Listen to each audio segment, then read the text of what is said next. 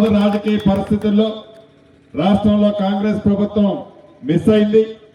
తదుపరి వచ్చిన ప్రభుత్వం ఈ 2160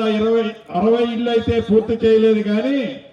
ఈ 100 ఎకరాల్లో భూమిని అటుకొద్దిగా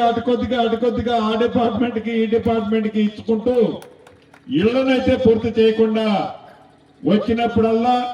ఇదిగో బెల్లం అని మోచేతికి రాపిచ్చి ఈ మోచేతికి రాసిన బెల్లాన్ని నువ్వు నాకు అన్నట్లు చూపించారే తప్ప ఆనాటి పెద్దలు మళ్ళీ ఉత్తమ్ కుమార్ రెడ్డి గారి చేతికి పవర్ వచ్చేంత వరకు దీన్ని పూర్తి చేయకపోతే ప్రభుత్వం ఏర్పడిన మొదటి 10-15 రోజుల్లోనే ఎట్టి పరిస్థితుల్లో నాకు ఇది కావాలని గౌరవ ముఖ్యమంత్రి రేవంత్ రెడ్డి గారిని నన్ను ఒప్పించి మెప్పించి టేబుల్ మీద ఇద్దరిని ఒకేసారి సంతకం పెట్టించి శాంక్షన్ చేపించి యుద్ధ ప్రాతిపదిక మీద ఈ పనులు చేపట్టడం జరిగింది. ప్రధానంగా ఈ 2160 ఇళ్లు తన ఆలోచన ఏదైతే ఉందో అద్భుతంగా హుజూర్ నగర్ టౌన్ లోని పేదవాళ్ళకి బహుపేదవాళ్ళకి